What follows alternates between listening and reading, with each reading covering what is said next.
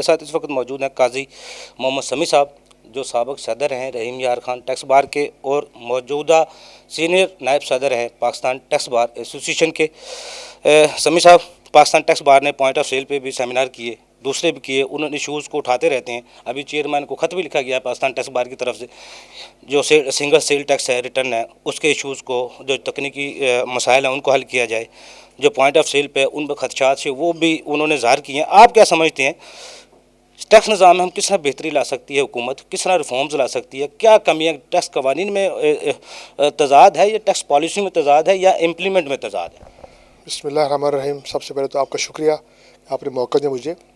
بات یہ ہے کہ یہ جو پی او ایس کا سسٹم ہے یہ انتہائی ظالمانہ اقدام ہے۔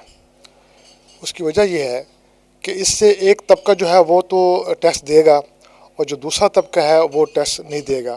ایک جگہ پہ وہی چیز مہنگی ملے گی، دوسری شاپ پہ جو ہے وہ چیز سستی ملے گی۔ اور پھر جو انکم سیل ٹیکس کی ریٹرن ہے اس کو بھی ابھی تک جو ہے گورنمنٹ جو ہے ایف بی آر جو ہے وہ درست طور پہ نہیں کر سکی۔ ریٹیلر کے حوالے سے جو قانون ہے وہ یہ کہتا ہے کہ اگر 1,00,000 سے زیادہ کی سیل ہوگی تو اس کے اوپر جو بائر ہے اس کا شناختی کارڈ نمبر دینا ضروری ہے، لیکن جو اس وقت کی ریٹرن ہے وہ بغیر شناختی کارڈ کے کوئی ٹرانزیکشن کو قبول نہیں کر رہی۔ تو یہ ایک بہت بڑا میں سمجھتا ہوں کہ اس میں فالٹ ہے، اس میں ریٹرن کے اندر بھی۔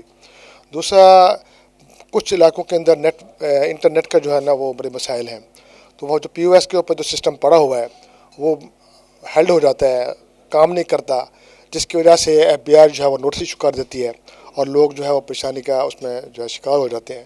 میرا خیال یہ ہے کہ اس نظام کو ختم کر کے اگر ایف بی آر صرف مینوفیکچررز کے اوپر کام کرنا شروع کر دے تو عام عوام جو ہے وہ اس مسئلے سے بچ جائے گی۔ قاضی صاحب، آپ کہنا چاہتے ہیں جو انڈائریکٹ ٹیکسز کا بوجھ ہے، جس کا سارا تمام بوجھ عوام برداشت کر رہی ہے، ہمیں ڈائریکٹ ٹیکسز کی طرف جانے کی ضرورت ہے؟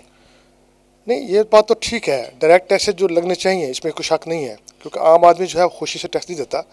لیکن جس طرح اب موٹر سائیکل کے اوپر انہوں نے 3rd شیڈول کے اس کو شامل کیا ہے تو وہ فیکٹری کے اوپر ہی وہ ٹیکس کاٹ لیتے ہیں، تو عام آدمی کو جو ہے وہ پریشانی نہیں اٹھانی پڑتی، ٹھیک ہے نا۔ اسی طرح اگر مینوفیکچر پہ ٹیکس جو ہے بڑھا دیا جائے تو ایک ہی جگہ کے اوپر ٹیکس وصول کر لیا جائے، اور عام جو چھوٹے چھوٹے دکاندار ہیں جہاں پہ پی او ایس جو ہے انٹیگریٹ کیا گیا ہے تو وہ ان مسائل سے بچ جائیں گے۔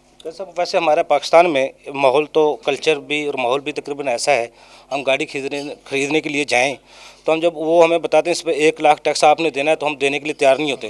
اگر اس کی قیمت 20,00,000 کی ہے تو اس کو 21,00,000 کر کے وہ بتائیں 21,00,000 سے کم نہیں ملے گی تو 21,00,000 کی ہم خرید لیتے ہیں۔ ایسا ہی کلچر ہے نا ہمارا، ہم ود ہولڈنگ دینے کے لیے تیار ہیں لیکن ٹیکس نیٹ میں آنے کے لیے تیار نہیں۔ اس کے لیے کیا کرنا چاہیے؟ دیکھیں، سب سے پہلے تو یہ ہے کہ یہ جو بیوروکریٹس ہیں اور جو ہمارے پارلیمنٹرین ہیں ان کو اس نیٹ ورک میں لایا جائے، اور اگر دیکھا جائے تو بڑے بڑے ذمہ دار جو ہیں وہ بڑی بڑی کروڑوں کی پراپرٹی لے لیتے ہیں لیکن ایف بی آر جو ہے ان کے اوپر ہاتھ نہیں ڈالتا۔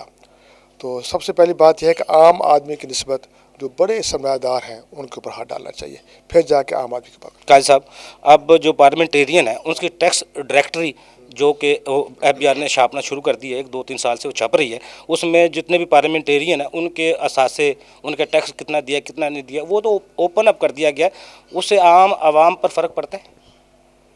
دیکھیں، عام عوام جب دیکھتی ہے کہ ہمارے جو ممبران ہیں، ہمارے جن کو ہم ووٹ دے کے آگے بھیجتے ہیں وہ ٹیکس نہیں دے رہے ہیں، ان کے جو ٹیکس اگر دے بھی رہے ہیں تو وہ ہزاروں میں ہے، چند ہزاروں میں ہوتا ہے، اور ہم سے ایف بی آر توقع کرتا ہے کہ آپ لاکھوں پہ ٹیکس دیں، تو صاحب ظاہر مایوسی تو بڑھتی ہے اس میں۔